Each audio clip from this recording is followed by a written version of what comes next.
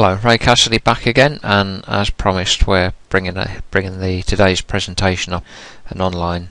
The topic's SEO, search engine optimization, and really, rather than having SEO as the title, it's really got to fit in, or it's got to be fitted into the context of your overall marketing plans for 2013. That's crucial. The sort of leading question that I've been messing about with recently is what's so sexy about SEO. Yeah, real sexy topic that, isn't it? You know, at the moment social media marketing's getting all the buzz, so is SEO just an ugly Cinderella? Has it been shoved in the corner? Is it no use at all? What's so sexy about SEO? Short answer, not a lot. It's really hard work until it starts to work, and then that's when it does start to get a little bit sweeter. Now, this session we're going to just very briefly fly over a very broad area of what it's about. So what it is, why I've got this sort of slightly nerdy streak of knowledge, how it fits into your marketing plans and why it should fit into your marketing plans, why the stuff's so effective compared with traditional old-fashioned paper and hoarding and so on and so forth, and some actual statistics that look at the look at what behaviour is happening online and why the digital way of marketing, the inbound version of marketing, is getting far more traction and generating far more sales now. Why keyword research underpins all of this at some point.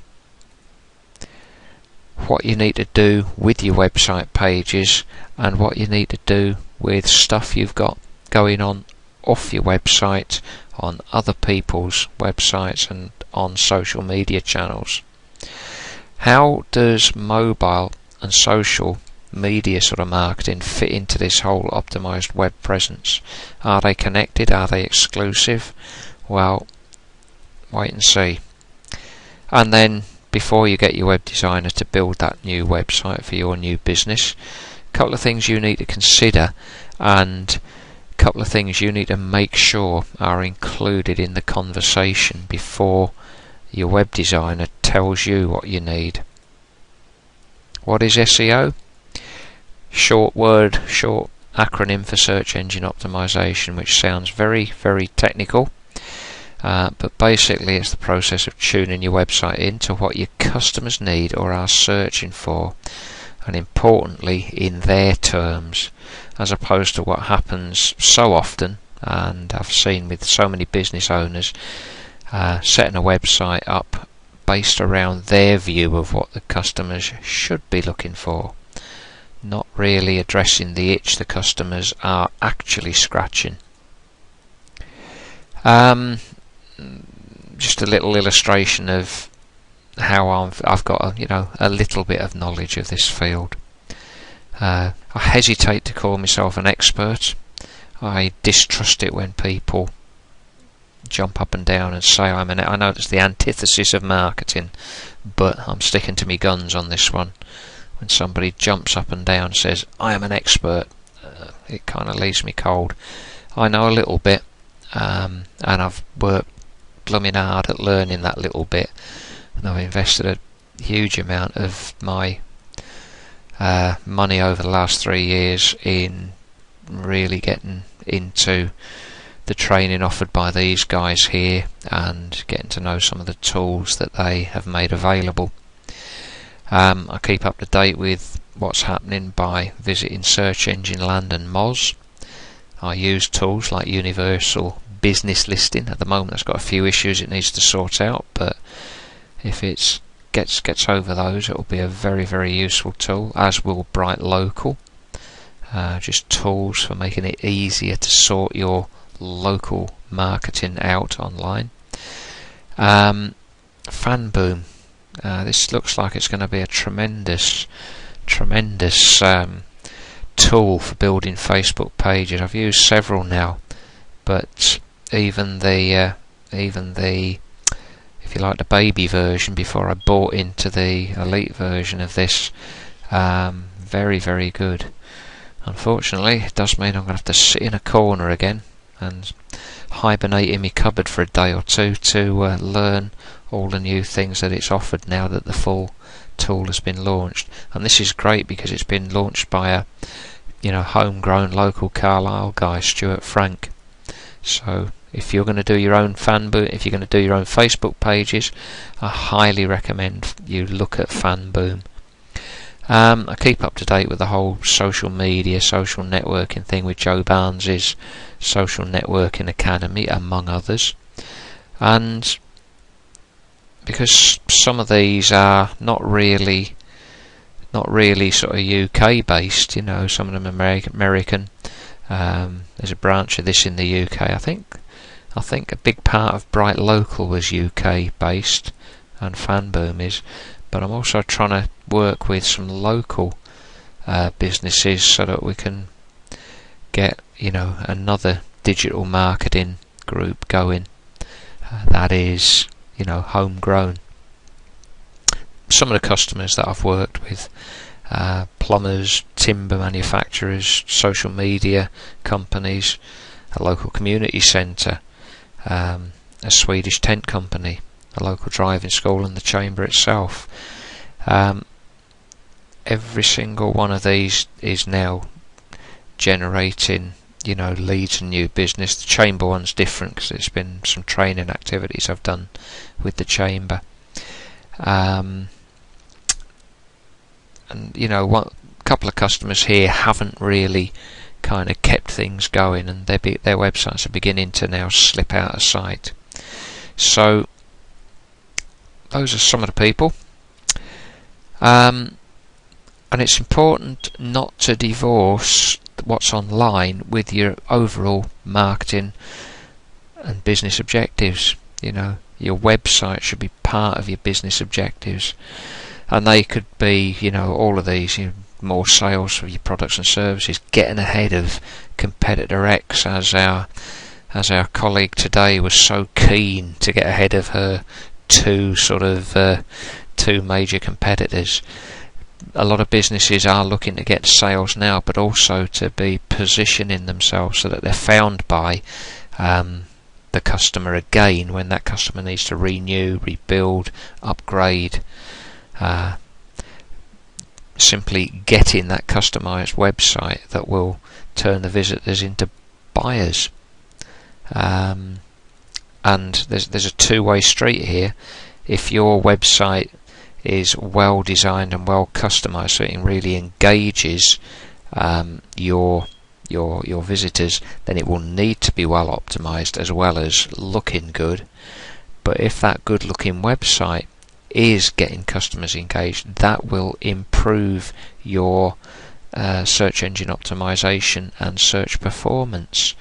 And that is very true whether you're going for the organic search or whether you're paying for the Google ads, the Facebook ads. You might be an absolute business beast and all you're interested in is dominating your market. Well, again, well optimized websites and well optimized social media presences help you to achieve that. Part of the reason that digital marketing, inbound marketing, is so effective is because of these statistics. Are quite frightening, really. I mean, I know this is me. I've turned into a guy that lives in a cupboard and talks through a microphone and a computer. And although this is still early days for my business, I intend to move very rapidly from being that person to getting out and talking to people about doing this business with them. People engage with the news through social media. It might be news, Jim, but probably not as we used to know it. Anybody that's part of one of the YouTubes or Vimeos, 86% of those members actually consume the stuff. They don't just join and leave it. They download the latest. The dog that ate a lime on a beach in California. You know, they're eating this stuff up. You know, I'm always looking at climbing videos and search engine optimization videos, sad fool that I am. And then another very important point here, even if you're the most traditional, old-fashioned, not at all impressed with digital type of business that there is, people that you want to come to your shop, buy your sweets or your Cumberland sausage or whatever it happens to be, you can guarantee almost every single customer that didn't know you before has had a search about online to see if they can find out something about you. And if those people are searching from a mobile device, they probably want what you've got now, and they're ready to buy. And if you're not sort of visible in that mobile screen, or you're not readable, bye, you don't get the sale. So this whole sort of local thing and its mobile tie-in are very important to understand and to get to grips with. You know, the power of these local business directories that are online, for instance, that provide sort of citations that help Google and the search engines be confident that you are a real business in a real place. Getting this concept firmly in your head that it's important is worth doing. So, you know, if we look at these stats here, local search is growing steadily year on year, and it shows no sign of slowing down. You know, Yellow Pages and all the phone books, they're really giving up the ghost now. All I use that for is finding leads amongst the people who are still paying good money for the adverts that don't work. So many conversations I've had, and this isn't just sort of hyping it up, these are genuine conversations. My own experience was 400 quid for a year with a little ad, one phone call from a very, very poor lead indeed for one business that I tried to start up a couple of years ago. So, mobile searches, this is another one. People are getting mobilised all the time. You know, tablets, super incredibly functional phones that can just about dance a polka with you. You know, this survey was suggesting 2016. I wouldn't be surprised if mobile search is actually found to overtake desktops, the place I'm comfortable with, before the end of this year. I have my suspicions it's going to really, you know, it is changing things drastically. So if people are going mobile, you better make sure your website's going mobile, because if it's showing up like this one, the customer that is used to seeing things the way that makes sense in their device, they're gone. So for you, that's a fail.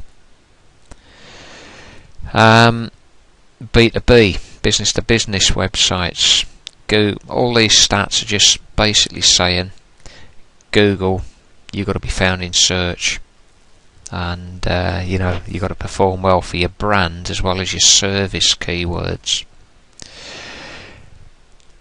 Inbound marketing delivers below average CPL. In other words, it costs people less dosh to use inbound digital marketing once they've sort of looked at all the factors involved in inbound and old-fashioned outbound marketing, like the TV ads. I mean, TV ads, interruption marketing, crikey, I mean, how long does an ad break have to be on the digital channels? I mean, they absolutely rack me off, and sorry if you're a TV advertiser, but they do cheese me off something rotten. I know they're necessary, but I got no time for them, and that's nothing to do with the marketing persona either.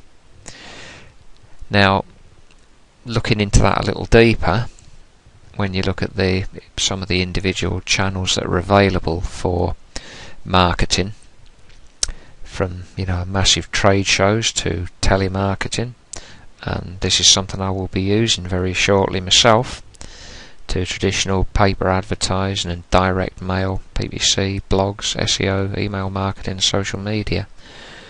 The strongest in terms of delivering low cost leads or lower cost leads are these four.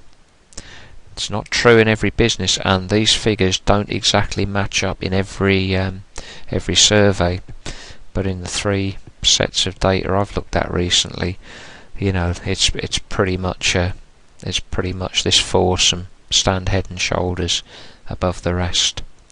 Does it mean these don't work? No, it doesn't. It's simply the cost per lead from these tends to be higher, and the marketers surveyed, all 3,500 of them, said, well, this lot, I can say these generally give me a lower than average cost per lead. So this is measuring marketers' opinions rather than an actual cost. When you look at the social media side of it, companies using these various profiles are saying 52%, 43%, and so on of the companies that say they use these channels say they get leads from them. So only 9% of the companies who said, yep, we use Pinterest, only 9% of those companies said, yep, we've generated sales or leads from them. And Facebook doing well. But this works particularly well in business to customer types of businesses. LinkedIn and Twitter seem to be very strong for business to business type companies, and the company blog seems to work quite well for both, I think. So is social media killing SEO? No. It's, if used well and you use one to support the other by using keywords in your social media posts, for instance, then they amplify each other. The strength of each one is amplified by the other. So there's some of the evidence that suggests it's working. So in the next section of this video we'll be looking at what the 3 main things are that will help you to get some kind of success online, the sort of strategy that you need to deploy. So that's all for part 1.